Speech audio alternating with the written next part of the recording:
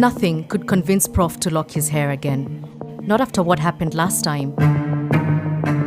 One afternoon while walking, the rapper and his brother were stopped by police. In this slum, run-ins with authorities are common, but this time was different. Even before the officers spoke to them, Prof knew he was being profiled for their hair. So they had talked about my brother na mimi. Unanipata? Wewe ndio brother yake? Kuja hapa nikavutwa nikarushwa ndani. And I'm like, tumefanya? Sasa hiyo, sadly, bro ananyolewa na kisu. Si makasi, si mashini. Nishikwe hivi dread zilikuwa refu. The brothers were arrested. A few days later, a sympathetic officer agreed to release Prof on condition that he would shave that evening. He agreed, but the ordeal left him traumatized. Tulilia, I'm a man. Sasa hivi nikikumbuka hata nguruwe ina nywele yako lakini nywele yako hiyo design. You're stripping down my dignity. Unanionyesha zile za mimi kama rag, mimi ni duster. Unaweza tembelea na nothing, hakuna kinaweza kufanyia. Prof's experience reveals strongly held beliefs that Kenyans have about locks and people that wear them, that they are unkempt, unprofessional, and delinquent. So emotive is this issue that headlines like these are common. In this example from 2023, police officers embarked on a campaign to shave any adult male with locked hair. Their offense? Alleged involvement in crime. So ingrained is this ideology that locks are synonymous with lawlessness that it took us quite a few tries to get someone to interview for this story. The first one said they had to protect their admission to a university. The second one simply wanted to keep their job. But how did a hairstyle come to be associated and carry so much stigma and controversy? To understand that, we must look back in time. Long before modern stereotypes, locked hair was a symbol of power and spirituality. In Africa, Ethiopian Coptic priests reportedly wore their hair locked as early as in the 5th century. By 3000 BC, there was evidence of people in the Sahara with locks. Archaeologists have even found Egyptian mummies buried with locked wigs. And it wasn't just Africa. In India, locks were linked to Hindu holy men, including the god Shiva. In Mexico, Mesoamerican people wore locks from the 14th century. Celtic tribes, Viking warriors, and Maori fighters in New Zealand are just a few other examples of people who wore locks. But it wasn't until the 1950s that locks took their place in Kenya's history.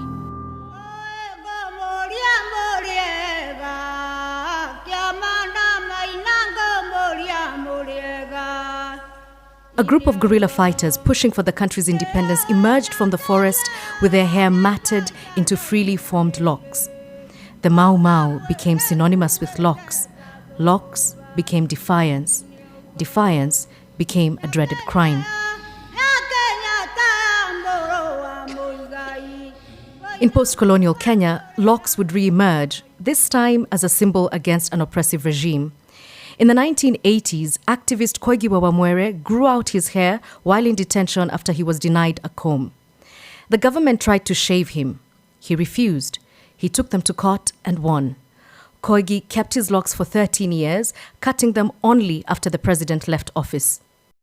In Kenya particularly, dreadlocks were a source of dread. Media mogul Eugene Bugwe explains. This was a mark of identity for them. And depending on which spectrum your parents were on, whether the collaborators or the fighters, it ended up being demonized. And I imagine also because of Christianity and stuff. And so I feel like a lot of our generation of our parents are not over that.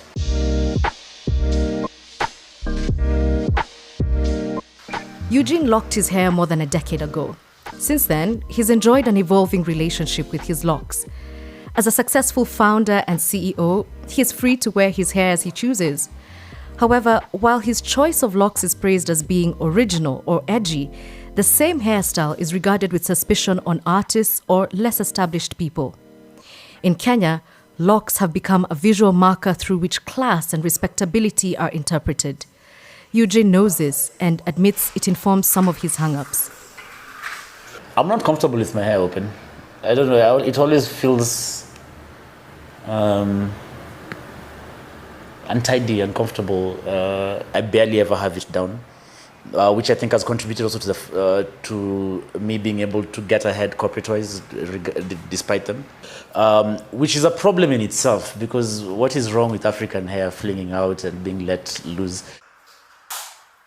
Today, at the top of his game, hardly anyone comments about his hair except to compliment him. Money and success have earned him protection from stereotypes he heard often. Across the city, Joram Locks is buzzing. The salon specializes in artificial locks, and most of the clients here are women. Despite the stigma around the style, business is booming. For women, the rules seem different. Yeah, in my university, the males aren't allowed to have locks. Do you think that's fair? No. Why do you think that is, by the way? Because if women are allowed, then men should be allowed too. Joram, who owns a salon, tells me one reason some women might not be judged as harshly for their locks is because a hairstyle is seen as an expression of creativity on them. The perception of locks is heavily influenced by who is wearing them. In fact, prominent women in the country, like the Chief Justice, comfortably wear micro-locks without the suspicion that men often face. Still, not all women are exempt. Joram tells me clients sometimes return the day after installation because their bosses demand it. Yes, I always receive like many calls. Bankers, people who work in hospitals and everything. Be like, they have told me I can't have this kind of hairstyle. Yeah, it's still there. But what does the law say? Is it legal to force someone to cut their hair in Kenya? Mathenge Mukundi is the country's first Rastafari advocate. He says the constitution is clear. Discrimination is not allowed, period. Article 27 and 31 that says that 27 is about discrimination. No one is supposed to be discriminated in any form. Article 27 protect and give us that constitutional freedom so that anyone should not be discriminated. Despite the legal clarity, Mathenge has faced discrimination and from his own peers. I had that unfortunate encounter during my admission. He is and he was an MP, and he said I should go and practice in Jamaica. There's no denying that the stigma around locks is deeply rooted. Perhaps that's why those who wear them often share an unspoken bond, like captured in this picture. During an interview with Mau Mau veteran Muthoni Mathenge, our cameraman, John Irungu, leans in to greet her. The field marshal, her sight fading, immediately recognizes his locked hair. She reaches for one of her locked strands to show off to John, making sure he knows hers are longer. This ease in connection between those with locked hair is something the younger generation of Kenyans seems to be embracing. Dreadlocks ni kitu poa, passion yangu. It's my dream kutoka kitambo. Yeah, na I love the style. Dreadlocks is power. Ayokangu na waoga. I just love them and they make me look beautiful. Sasa nyinyi mnaona kamera mbona nazo? It's like fashion for me. You know what I'm saying?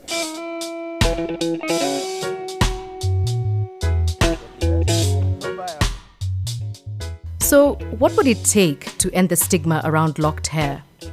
I think we just have to do away with that white mentality, because I think these white people are the one who put us into this situation. You get, like, this hair, it's our freedom. This is our hair. The same way they grow their hair, it's long and silk and everything. Our hair grows like that. My hang-ups come from the comments of our parents, who then hated that because of Mau Mau, and so they sort of like carried that shame forward. And now you have parents who don't view younger people with dreadlocks as an issue. So those ones will probably grow up without their hang-ups. But it might be too late for me. In Mukuru, Prof's experience of being forced to cut his hair has left him with a lifelong scar. But he holds on literally to one locked strand in quiet protest. Unaweza pata huyu mrasta mwenye unaogopa akona the best heart. Anaweza kuonyesha mapenzi hata kuliko mama yako. So don't profile and judge somebody juu ya venye na look. Even though Prof has made peace with his hair, questions around our biases remain. Will our societies ever break free from these judgments? And how can we create space for everyone to be themselves without fear?